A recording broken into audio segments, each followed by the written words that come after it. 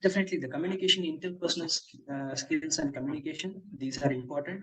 Why? Because being a computational chemist, I had to talk with different people, like biochemist, with from whom I get the data for my analysis, and then medicinal chemist to whom I will give my.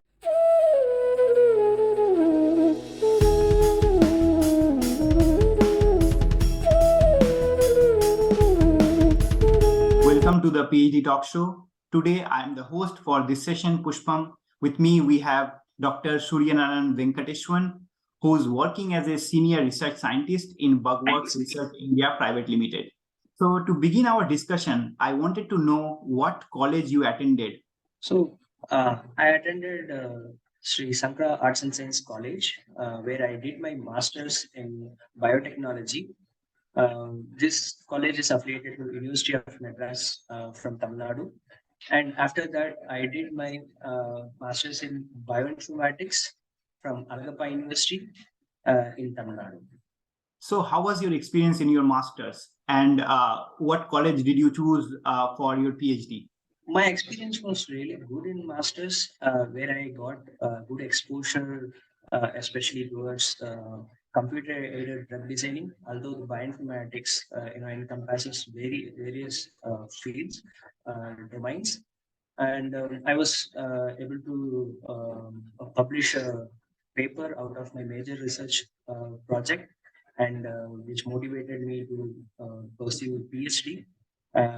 So I look no further than Agappa University, so I joined under Professor Sanjeev Kumar Singh for my PhD. So how was your PhD experience? Again, it was good. The good thing, about doing a PhD there is that I had the opportunity to do more collaborative research projects with the professors from institutions like IITs, ISR, and then CSAR institutes. So thereby, I got good exposure. I was able to publish many papers apart from my PhD research work. That's great to know. So what kind of challenges you faced in your PhD which helped you to learn? The major challenge is time management, and also to learn new concepts. I had to struggle a lot. Fortunately, I had seniors and who helped me to learn through the basics, and then helped me ease through all the projects. So on following on that, like after PhD, what career path did you choose? I was in dilemma to go for academic, like postdocs, and then professor tenures, or to go into industries. But I want to try both. So I applied for postdoc opportunities and also industry-related positions. Fortunately, I got selected in Quantum Zyme, which is a startup based out of Bangalore. It focuses on in silico enzyme engineering. Then I joined as a scientist at. So how was your first experience in the industry after, especially coming from academia? Yeah, it is a learning process, good learning process, I would say. In academia, things happen at a different pace. In industry, it is different. And the company which I joined is also a CRO. So the pace is totally different. I had to handle different projects at the same time. I was also handling, research assistants who worked under me. So it definitely was a good learning experience. That's great to know. So following on that, I was curious from academia to industry, what kind of skills you were taught in academia that were very useful in the industry? To get a entry token, definitely your CV will help. If you had done many research works, like published many research articles, definitely that would help. And definitely an industry would choose a person who has same skill, they like their requirement. So fortunately, yeah, my skills matched, even though the domain of application is different. The enzyme engineering, the in silico enzyme engineering also applies tools like docking, molecular dynamics, etc. which I had a very good expertise on. So that's what helped me to get into the startup. So from Quantum Zyme, you moved to Bugworks Research India Private Limited. How different is the current position like compared to Quantum Zyme? So Quantum Zyme is a CRO, mostly, although in the later stage they had started doing internal R&D works, but Bugworks is pure R&D. We do, research in. Yeah, it definitely differs from a typical CRO. So that way, here I got to do what I had done in my PhD, which is computer-aided drug designing, and yeah, right now I'm exploring different therapeutic targets of various indications. This is something new. Yeah, it's great to see that you are constantly learning new things. So Yeah. on that, like, how was the application process? Because it seems you have worked in both the companies were startup. So how was the application process and the interview process for these companies? Even though they are startups, the application process is similar to many of the big companies in this domain. It is a typical initial screening, and then I was asked to give a telephonic interview, and then on-site presentation where I had to present my research work on PhD as well as the previous organization what I had done.